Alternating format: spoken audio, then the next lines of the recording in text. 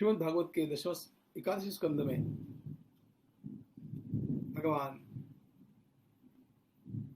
श्री कृष्ण और उद्धव जी के संवाद के अंतर्गत दत्तात्रेय प्रभु और यदु जी का संवाद हम लोग सुन रहे हैं। किस प्रकार सृष्टि के अनेक तत्वों का निरीक्षण करके भी अपने जीवन को संवारा जा सकता है, और इसके लिए हमें अपने भीतर एक लर्निंग एटीट्यूड को निर्माण करना चाहिए। इसका विचार हम कर रहे थे।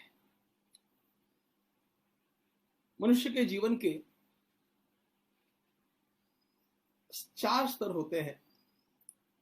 भगवद गीताकार ने उनका वर्णन किया। एक मनुष्य का स्तर है, एक आसुरी स्तर है, एक राक्षसी स्तर है और एक दैवी स्तर है। सभी लोग जीते तो है ही, हमारा जीवन किस स्तर से जिया जाना चाहिए, इसी से उसका मूल्यांकन होता है। मनुष्य का जीवन केवल जी करके पूरा करने में ही प्रभु के द्वारा दिए गए इस अमूल्य उपहार का आदर हम लोगों ने किया, ऐसा नहीं होता। उसका अधिक से अधिक श्रेष्ठ उपयोग कैसे किया जाए, ये मुख्य प्रश्न है। और इस दृष्टि से हमारे जीवन का स्तर, यह दैवी स्तर कैसे हो जाए, इसकी ओर सतत चलते रहना, इसी को साधना कहते हैं। ये सारे उपदेश साधकों के लिए है, और वैसे भी अपने जीवन को अच्छा बनाने का प्रयास करने वाला हर व्यक्ति साधक होता ही है। मनुष्य के स्तर पर हम लोग सामान्य जीवन जीते हैं, और जिसने जैसा मेरे साथ व्यवहार किया वैसा ही व्यवहार मुझे उसके साथ करना चाहिए, इस बात को ही हम अपना नियम बना करके चलते हैं। नैतिक जीवन जीते हैं और टिट फॉर टैट की सीधी वृत्ति रखते हैं। इससे गिरा हुआ जो जीवन है वह आसुरी जीवन है। वह अपने भोगों के लिए, अपने इंद्रियों की विलासिता के लिए नैतिकता को तिलांजलि देकर के और अनैतिक व्यवहार भी करता है, और निरंतर भोगों में रचा पचा रहना चाहता है। यह आसुरी जीवन हुआ। इससे अधपतित जीवन माना गया है। राक्षसी जीवन जो न केवल अनैतिक होता है, वह अनैतिक भी हो सकता है, हिंसक भी हो सकता है। मेरे भोगों के लिए मैं चाहे जिसका चाहे जितना नुकसान करूं, चाहे उनका नाश भी कर दूं, तो भी किसी प्रकार की आपत्ति मुझे नहीं। इस प्रकार का जीवन जैसा रावण ने जिया, यह राक्षसी जीवन कहलाता है। स्तर की दृष्टि से देखा जाए तो सबसे नीचे राक्षसी है, उसके ऊपर आसुरी है, उसके ऊपर मनुष्य का जीवन है, और उसके ऊपर दैवी जीवन है। इस दैवी जीवन की विशेषता यह है कि मैं मेरे जीवन में केवल उस नियम का पालन नहीं करूं, जिसने मेरे साथ जैसा व्यवहार किया होगा वैसे ही उसके साथ कर लूं। अपने विवेक से मैं कुछ सीखूं।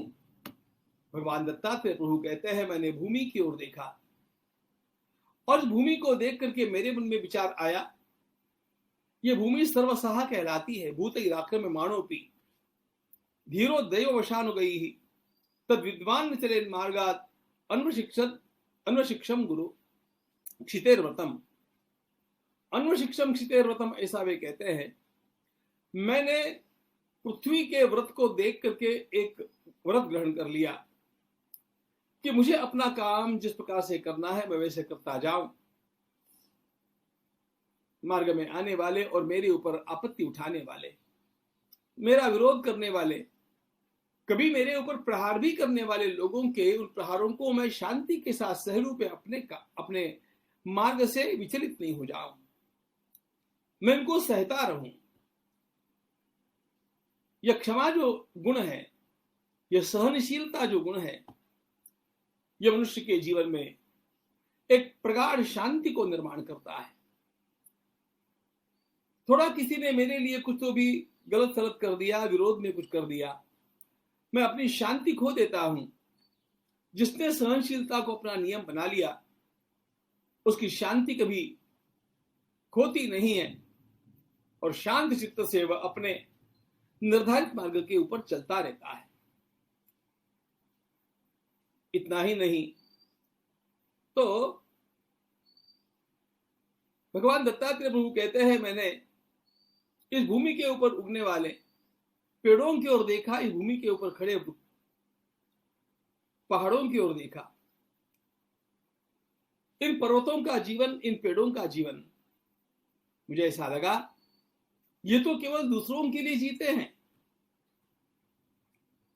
जैसे भूमि के ऊपर हम लोग दिन भर चलते हैं, उसे काटते हैं, पाटते हैं, बोते हैं, जोते हैं, उसके ऊपर घर बनाते हैं, सभी प्रकार के कष्ट हम भूमि को देते हैं।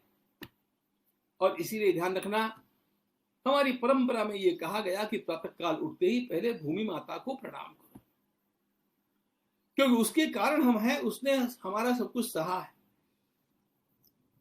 लेकिन केवल सहा नहीं है तो पर्वतों के ऊपर से बहने वाले झरने हो, पेड़ों के ऊपर लगने वाले फल फूल हो, ये सब औरों के लिए होते हैं। कितना अच्छा होगा, कितना महान होगा यदि मनुष्य का जीवन ऐसा बन जाए, स्वयं सह करके भी वो दूसरों का हित करने में, कल्याण करने में लगा रहे। देखो, जिनको घटिया स्तर पर ही जीवन जीना है उनकी बात अलग है, लेकिन जो जीवन में अपने भीतर उस शांति को, उस परमानंद को, उस परम सत्ता को, उस परमात्मा को अनुभव करना चाहते हैं, उनको चाहिए कि वे अपने जीवन में इस सहनशीलता को भी धारण करें और स्वयं सह करके भी लोगों का कल्याण करने की ही कामना रखें।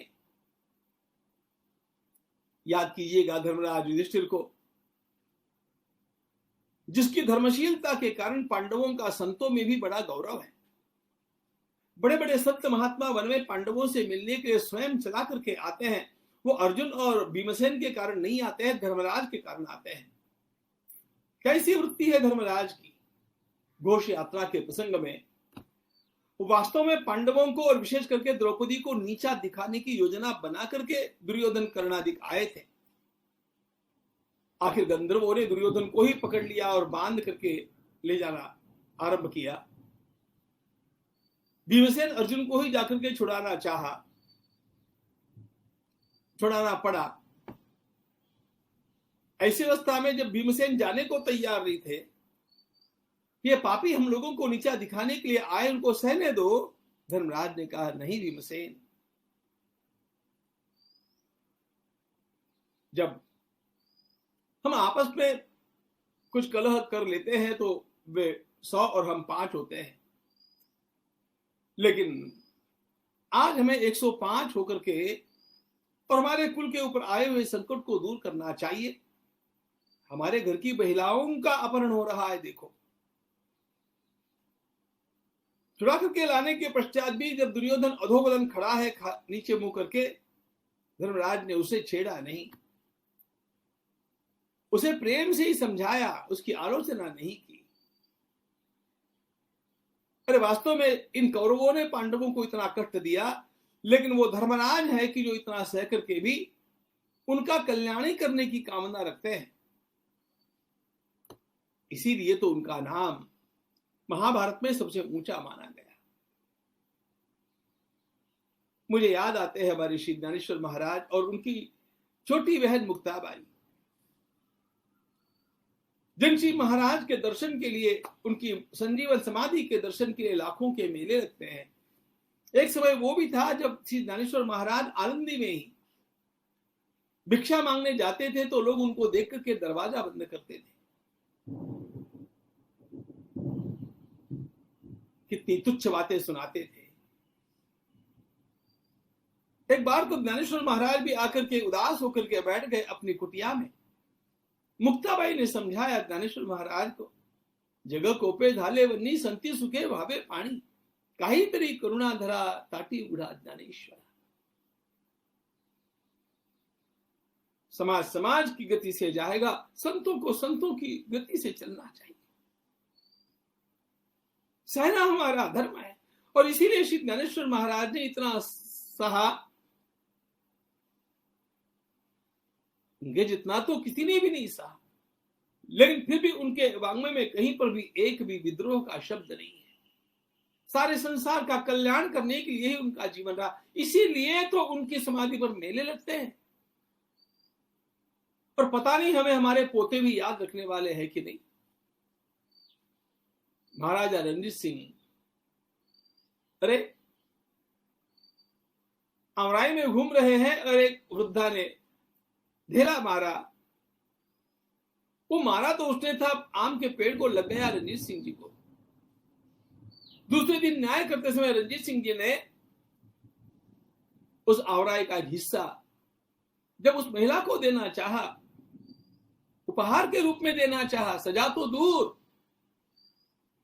उपहार के रूप में देना चाहा, तो लोगों ने पूछा कि यह कैसा न्याय है। महाराजा रणजीत सिंह बोले, अरे ढेला मारने पर एक आम का पेड़ भी दो आम देता है तो मैं तो महाराजा हूं। इन महान लोगों का सोचने का तरीका ही कुछ और होता है। और इसीलिए तो ये इतिहास में याद किए जाते हैं। ये दैवी संपत है, ये दैवी गुण है। हम सहते रहे लेकिन लोगों का उपकार करते रहे।